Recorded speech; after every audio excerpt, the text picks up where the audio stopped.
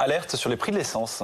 Et oui, parce que les prix des carburants sont en train d'atteindre une nouvelle cote d'alerte. Si vous prenez le prix de l'essence sans plomb, on est à 1,58 € en moyenne le litre vendu la semaine dernière. C'est le prix le plus élevé depuis avril 2013. Le gazole, lui, qui représente quand même 80% des ventes de carburant en France, il n'est plus qu'à 5 centimes du sommet qu'il avait atteint en octobre 2018. Octobre 2018, je vous rappelle que la première manifestation des Gilets jaunes, c'est la mi-novembre 2018.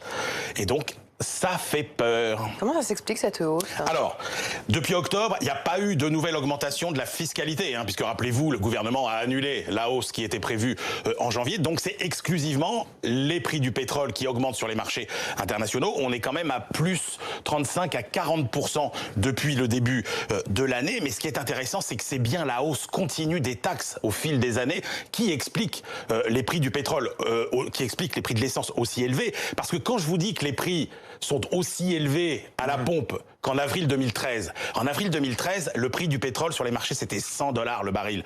Aujourd'hui, on n'est qu'à 70.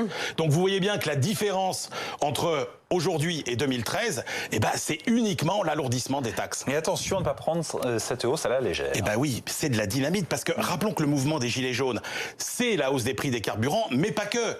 C'est aussi le ras-le-bol sur les 80 km/h au lieu des 90. C'est le prix des PV qui a augmenté, c'est le contrôle technique plus compliqué, c'est la carte grise plus chère. Et là, on voit qu'aujourd'hui est en train de se mettre en branle peut-être le même type de processus. Pourquoi? Parce que on continue, je devrais dire, à parler de la fiscalité carbone. Qu'est-ce qu'on voit? Un rapport qui dit qu'il faudrait limiter à 50 km/h la vitesse sur le périphérique parisien au lieu de 70 km/h. Donc c'est bien d'essayer de calmer les gilets jaunes de province en leur disant qu'on va revenir finalement sur ces 80 km/h pour tout le monde sur les routes secondaires et que ce sera au cas par cas. Mais si c'est pour fabriquer des gilets jaunes en région parisienne qui sont exaspérés par ces projets pour le périphérique parisien, attention, c'est politiquement extrêmement dangereux.